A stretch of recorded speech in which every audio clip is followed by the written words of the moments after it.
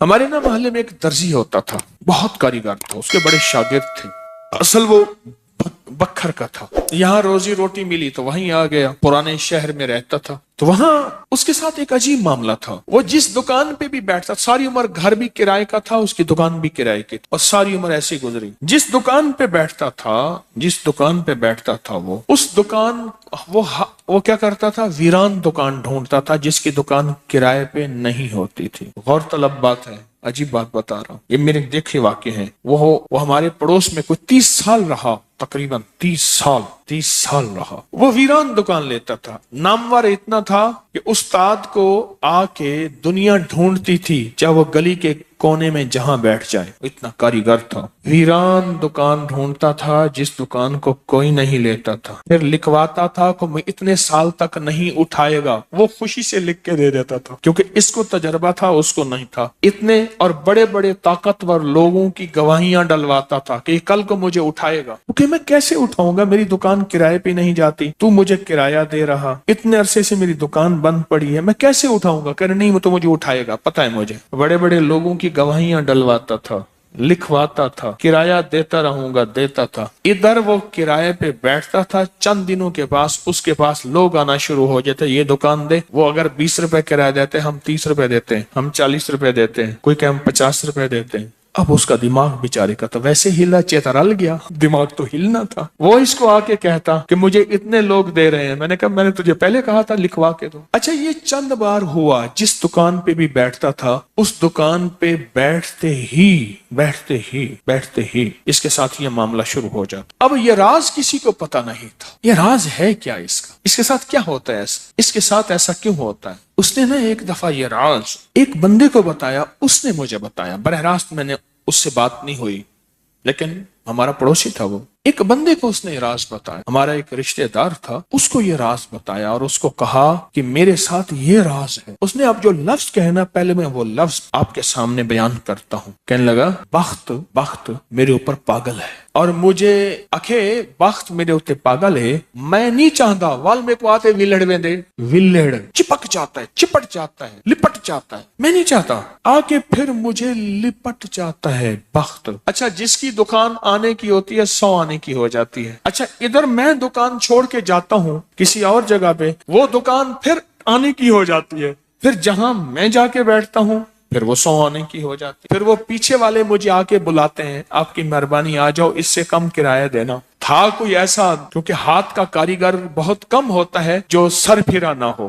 ہاتھ کا کاریگر وہ ہاتھ کا جس شعبے کا ہو، تھا کوئی سر پھرا، کہہ رہا میں نہیں جاتا تو دکان پہ، تم نے مجھے نکالا تھا۔ ساری زندگی اس نے ایسی گزاری۔ اب یہ بخت کہاں سے ملا؟ اب بخت کو سنے، کہا میرا باپ مزدور تھا، مزدوری کرتا تھا، بڑا ہوا تو اس نے مجھے درزیوں کے کام پہ ڈال دیا کہ بیٹا چلو چھاؤں کا کام ہے تو کرتا رہے گا۔ میں تو دھوپ سردی گرمی مزدوریاں کرتا رہا، درزیوں کا کام چھاؤں کا کام ہے تو کرتا رہے گا۔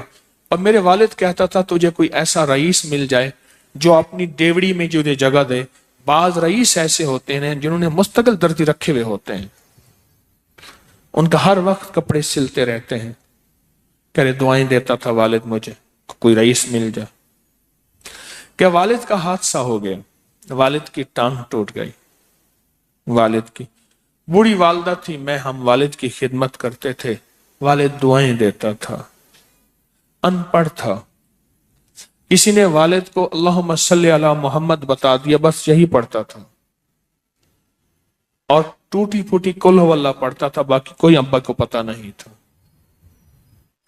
کہا میں درزیوں سے پیسے تھوڑے سے لاتا تھا، گھر میں فاقے آنا شروع ہو گئے، تھوڑے سے پیسے میں لاتا تھا، ابھی کام سیکھا نہیں تھا، استاد کبھی کبھار دے دیتا تھا، اور والد روز لاتا تھا، گھر میں سختی اور تنگی آنا شروع ہو گئی، بہت زیادہ غربت، تنگ دستی۔ ہماری ایک پھوپھی تھی، کہیں دور رہتی تھی، بہت بوڑھی تھی، والد سے بھی بڑی تھی، وہ آ کے ہمارے گھر اس نے قیام کر لیا کہ تمہارے والد کی خدمت کروں گی۔ اس کے بیٹے اسے ٹھوکریں مارتے تھے اور اس کی عزت نہیں کرتے تھے، وہ پھر گھر آ گئی۔ اب میری ماں مجھے دیکھے، میں اپنے دیکھوں، ماں نے کہا بیٹا آ گئی ہے، اس کی بھی خدمت ساتھ کرنی ہے۔ अब फूफी ने, एक फूफी बूढ़ी अब्बे से बड़ी, एक वालिद माजूर, बूढ़ी वालदा और बहुत सारे बहन भाई।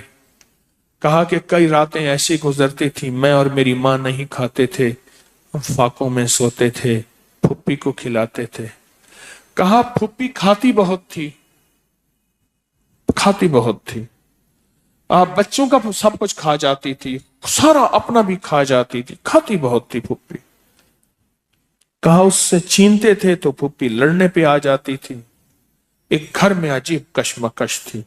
कहा इन सख्तियों तलखियों में मैं उनकी खिदमत करता रहा, बाप की मां की खिदमत करता रहा, हत्ता के वालिद पता नहीं कितने साल कहे, मुझे भूल गए, फौत हो गए। और फुप्पी ने के दिल में यह बात आई कि हमने वालिद को जहर दिया है। उसने सारे जहान को कहना शुरू किया कि इन्होंने वालिद को जहर दे दिया, मेरे भाई को मार दिया। घर में रोटी भी खाती थी, बच्चों से छीन के भी खाती थी, चोरी छुपे भी खाती थी, दिन रात भी खाती थी, हमें बुरा भला भी कहती थी, लोगों के यहाँ शिकवे भी करती थी। फूफी ने जीना हराम कर दिया। कहा मेरी माँ कहती थी बेटा कोई बात नहीं, बर्दाश्त करो। बर्दाश्त करते करते फूफी भी चली गई और उसको अल्लाह की अमानत को अल्लाह के सुपुर्द किया। और फिर अब माँ रह गई।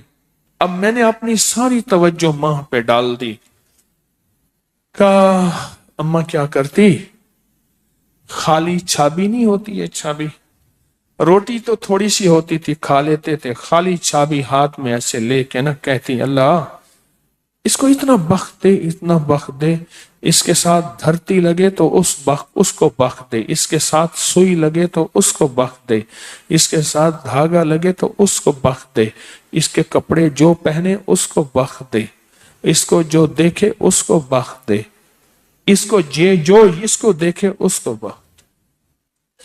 अम्मा छाबी लेके मांगती थी, रोती थी और बाज़ औक़ात छाबी में अम्मा के बहुत सारे आंसू होते थे। कि बस ये निज़ाम चलता रहा। अम्मा भी गुजर गई। अब उसके बाद फिर मैं, मेरे बच्चे, अब जो बख्त के दरवाजे खुले, मैं जिसको देखता हूं उसको बख्त, जो मेरे कपड़े पहनता है उसको बख्त, जिससे सुई खरीदता हूं उसको बख्त, जिससे धागा खरीदता हूं उसको बख्त, जिसकी जगह पे बैठता हूं उसको बख्त।